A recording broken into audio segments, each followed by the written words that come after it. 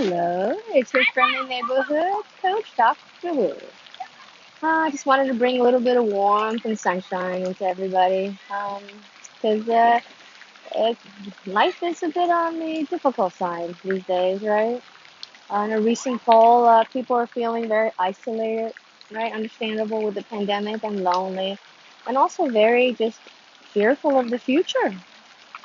Um, and also just confused about what's going on with life itself, the culture and all sorts of things, even their health and their finances and their relationships and their habits and desires and so forth. So just wanted to come on and just kind of maybe share my story and encourage you because about 30 years ago, right after my father died, I was sent off to Desert Storm. When I came back 8 months later, I was different. The trauma had affected me.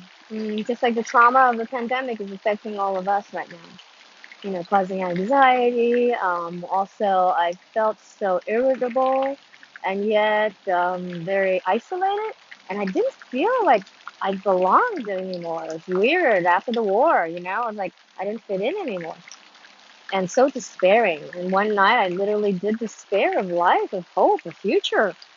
By the grace of God, I didn't take any action. It was just a suicidal thought. But I never had those kind of thoughts or feelings or these any of these things before the war, before the complicated grief, was caused by the war and the PTSD. The last 3 years, 3 years ago, I was at church and I was learning about trauma because I was going to volunteer as a counselor for maybe sex trafficking victims. And I'm like on the board, oh my goodness, I could have been the poster child for PTSD. That explained what happened to me 30 years ago. All the relationships that I basically walked away from because I couldn't handle it. And also even the academic career promotions that I was offered, but I walked away from it because I couldn't handle it. And it was all from the PTSD. Oh, so I've been on an amazing healing journey last 3 years. Mm, Amassed such amazing psychological tools. We know so much more now about what the trauma does. We know so much more about anxiety and depression and also despairing of life. So we know so much more now. And number two, just the medical knowledge, right? Again, we have MRIs, we have all these scans. We actually know what's going on in the brain. And also we know that neuroplasticity is true, which means that we can actually heal the brain. We can actually rewire the brain that has been affected adversely by trauma, just the traumas of life.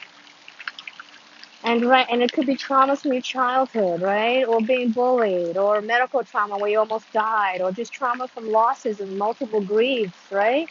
Deaths in your family, or traumas from finances or career, like moral injury for people like me with front lines. That's trauma too. So it covers so many things, and right now it's just so important because our suicide rates are going up. People are so anxious; they're getting in that loop and they can't get out of it. So I'm trying to put together courses, and I've even put a course now that there's no coaching, just a course, and maybe you can do it by yourself. Look at the video, practice the skills. Maybe that'll help. You can always email me, and I can kind of maybe walk you through it or practice with you.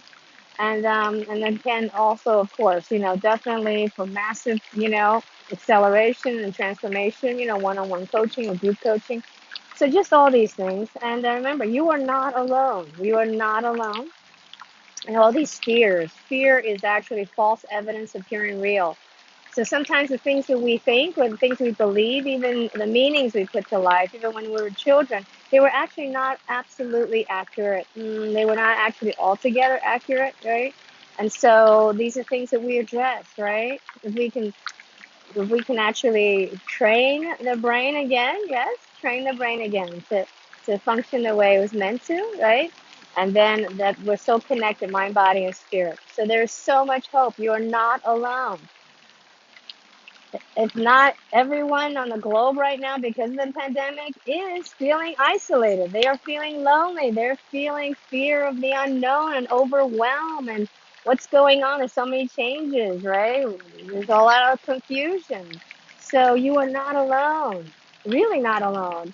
And He never leaves us nor forsakes us. So I hope that helps. In the middle of the desert during the war, the Lord was sending just a little sparrow out of nowhere. And every time I saw that little sparrow, I just felt like it was a message to me just to comfort me that, hey, it's okay. I have not forgotten you.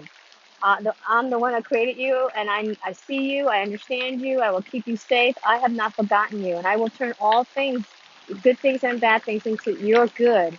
And, and you have a good hope and a future. You have a hope and a future. Brighter days are coming. So all these little steps, we'll take these little steps of healing, right? We'll rewire the brain. It's possible. Be blessed. You are blessed. You are safe. You are loved. You are accepted. And you are well able and provided for. Shalom, peace. Shalom, wholeness, peace. Everything mended, all the broken pieces put back together with God's love, golden love, mended and created to a beautiful, noble vase to bless others. Be blessed, everyone. You are not alone. You are not alone. Be blessed. You are blessed. And you are not alone. We are here. I am here. You are not alone.